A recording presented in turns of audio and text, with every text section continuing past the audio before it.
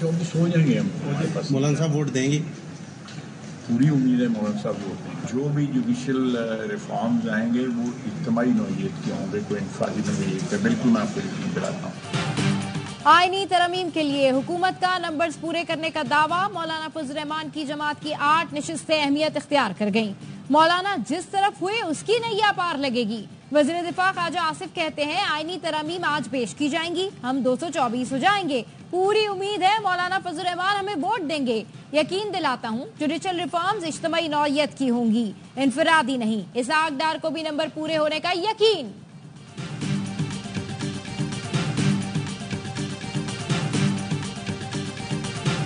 मौलाना फजल रहमान के तहफ़्फ़ुज़ात दूर कर दिए गए हैं। आईनी तरमीम से मुतालिक हुकूमत का साथ देंगे। हुकूमती रहनुमाओं का दावा। हुकूमती ज़राए का कहना है आईनी तरमीम जामे पैकेज है जिसमें आईनी अदालत बनाई जाएगी, जिसके लिए जजेस की तकर्रुरी का तरीक़ेकार वज़ा किया जा रहा है। बिलावल भुट्टो और मौलाना फजल रहमान ने इख्तिलाफी मामलात को सुलझाया।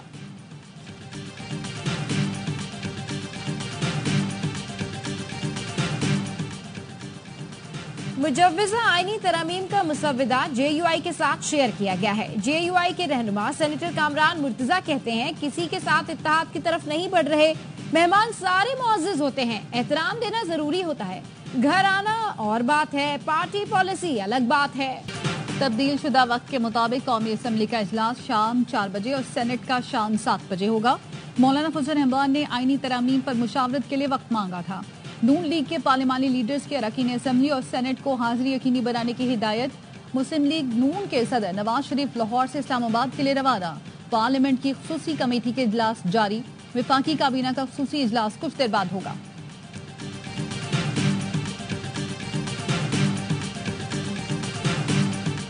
मुजव्विज़ा आईनी तरमीम के लिए हुक्मरान इत्तेहाद के राब्ते। चेयरमैन पीपल्स पार्टी बिलावल भुट्टो से मुलाकात के बाद नायब वजीर आजम इसहाक डार और आजम नजीर तारड़ वजीर आजम शहबाज शरीफ के चैम्बर में पहुंच गए। स्पीकर के चैम्बर में हुकूमती और इत्तेहादी अरकान की मुलाकात। आईनी तरमीम पर मुशावरत। वजीर कानून आजम नजीर तारड़ ने ब्रीफिंग दी। फारूक सत्तार ने कहा मुजव्विज़ा आईनी तरमीम पर एतमाद में लिया गया है। मौजूदा हालात में हुकूमत का निजाम चलाने के लिए तरमीम जरूरी है। ऐसी आईनी तरमीम की मुखालफत नहीं करेंगे जो मुल्की इस्तेहकाम के लिए है। पीपल्स पार्टी के रहनुमा खुर्शीद शाह बोले सियासी बुहरान हल करने के लिए कोशिशें कर रहे हैं। कोशिश है वो तरमीम लाएं जिन पर तमाम जमातें मुत्तफिक हों। हुकूमत आईन नहीं गैर आईनी तरमीम करने जा रही है। मौलाना अपने असूली मौके पर हैं कि अदलिया से मुतालिक कानून साजी गैर मामूली नहीं होनी चाहिए। जजेस की उम्र बढ़नी चाहिए, ना एक्सटेंशन होनी चाहिए। चेयरमैन PTI बैरिस्टर गौहर कहते हैं अहम कानून साजी मुल्क व कौम के लिए होनी चाहिए। असद कैसे ने कहा ताहाल मुसव्वदा नहीं दिखाया गया।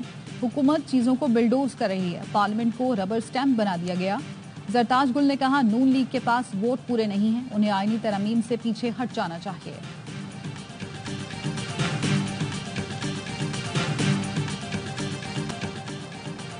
हुकूमत की मुजव्विज़ा आईनी तरमीम में चीफ जस्टिस पाकिस्तान के तकर्रुर के लिए पैनल मांगा जाएगा। जजेस तकर्रुरी के लिए जुडिशल कमीशन में पार्लियामान को नुमाइंदगी दी जाएगी। हाई कोर्ट्स के जजेस की रोटेशन की तरमीम भी मंजूर की जाएगी। आईनी और मुफादे आमा के मुकदमात के लिए अलग अलग अदालतों के क़याम की तरमीम भी शामिल है। ज़राए के मुताबिक आर्टिकल 63A में तरमीम की जाएगी, जिसके बाद फ्लोर क्रॉसिंग पर वोट शुमार होगा। जजेस की रिटायरमेंट की बालाई हद ना बढ़ाने का फैसला किया गया है। निगरान वजीर आजम के तकर्रुर के लिए तरीक़ाकार बदलने की तरमीम भी मंजूर की जाएगी।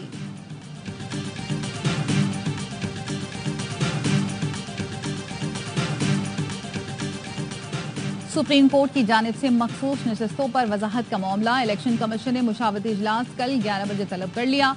चीफ इलेक्शन कमिश्नर सदारत करेंगे।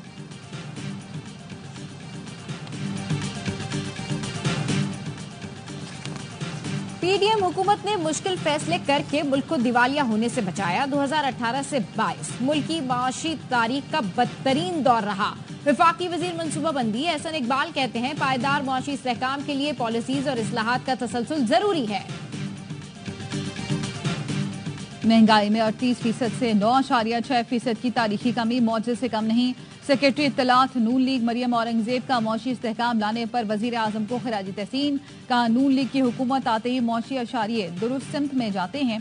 आवाम को रिलीफ मिलना शुरू हो जाता है। शरह सूद 22 से 17.5% पर आना दुरुस्त मौशी पॉलिसियों की कामयाबी का सबूत है। 5 साल नाअहल साजिशी माफिया ने मईशत से खिलवाड़ किया। वजीर आजम ने मुल्क के मुफाद में फैसला करके डिफॉल्ट से बचाया।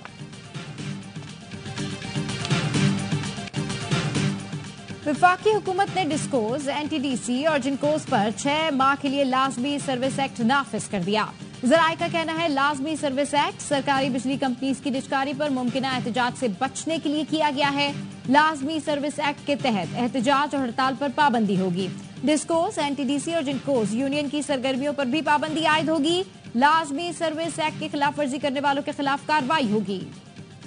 शहरियों को बाइख्तियार बनाने में जमहूरियत का अहम किरदार। जमहूरियत के इस्तेहकाम और इदारों की मजबूती के लिए मिलकर काम करना नागुज़ीर है। जमहूरियत के आलमी दिन पर सदर आसिफ जरदारी का पैगाम। वजीर आजम शहबाज शरीफ ने कहा, जमहूरी इस्तेहकाम आइंदा नस्लों की तरक्की का पेश खैमा है। गवर्नर सिंध कामरान टिसोरी का कहना था, माजी की निस्बत आज जमहूरियत मुस्तहकम और मजबूत हो चुकी है। बिलावल भुट्टो ने कहा, पाकिस्तान की तरक्की और खुशहाली जमहूरी तरक्की के साथ जुड़ी हुई है।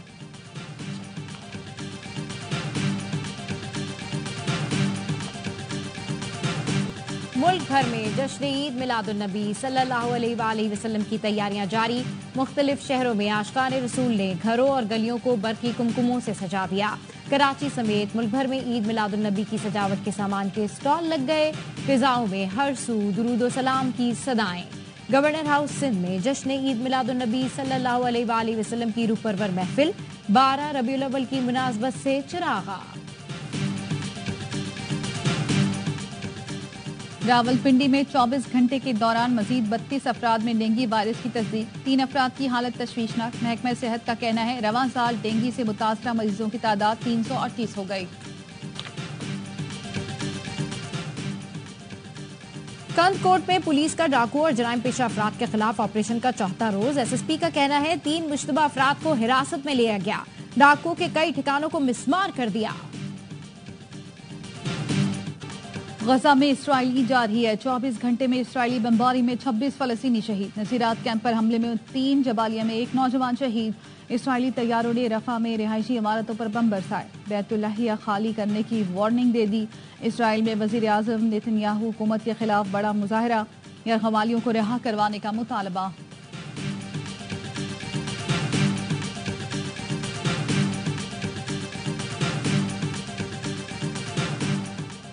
गजा में इसराइली जारियत 24 घंटे में इसराइली बमबारी में 26 फलस्तीनी शहीद। नसीरात कैंप पर हमले में 3, जबालिया में 1 नौजवान शहीद। इसराइली तैयारों ने रफा में रिहायशी इमारतों पर बम बरसाए। बैतुल्लाहिया में खाली करने की वार्निंग दे दी। इसराइल में वज़ीर आज़म नेतन्याहू हुकूमत के खिलाफ बड़ा मुजाहिरा। यरगमालियों को रिहा करवाने का मुतालबा। सऊदी अरब और इसराइल के ताल्लुकात आज़ाद फलस्तीनी रियासत के क़याम तक मुमकिन नहीं। सऊदी इंटेलिजेंस एजेंसी के साबिक सरबराह शहजादा तुर्की अल फैसल का बरतानवी थिंक टैंक को इंटरव्यू। कहा, इसराइल से ताल्लुकात मामूल पर लाने की मकसद बुनियादी शर्त है। भारतीय शहर आगरा में 3 रोज से जारी बारिशों के बाइस ताजमहल की छत टपकने लगी। हुकाम का कहना है, छत में दरार पड़ने से पानी टपक रहा है। ताजमहल का 4 में से 1 बाग मुकम्मल तौर पर डूब गया। मशरिकी और वस्ती यूरोप में शदीद बारिशों और सैलाब से निजाम जिंदगी दरहम बरहम। रोमानिया के बेशतर इलाके जेर आब। मुख्तलिफ हादसात में 4 अफराद हलाक। सैलाब से 5000 मकानात को नुकसान पहुंचा। चैंपियंस वनडे कप में स्टैलियंस और मार्कोर्स मध्य मुकाबिल। AWN न्यूज स्टैलियंस का मीडिया पार्टनर है। गुज़श्ता रोज पैंथर्स ने डॉल्फिन्स को 50 रन से शिकस्त दे दी। डॉल्फिन्स की टीम 329 रन के ताकुब में 278 पर हिम्मत हार गई। हसनैन 5 विकेटें उड़ाकर मैच के हीरो करार।